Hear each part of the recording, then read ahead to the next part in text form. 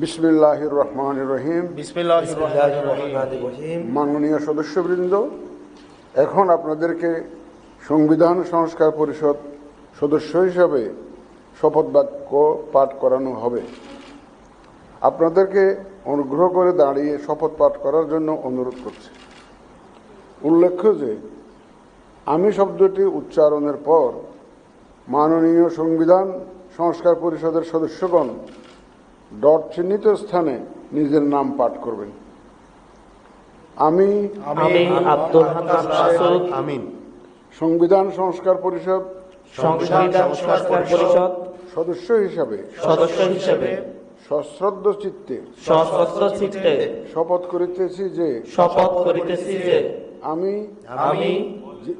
যে কর্তব্যভার গ্রহণ করিতে যাইতেছি তাহা আইন অনুযায়ী ও বিশ্বস্ততার সহিত পালন করিব।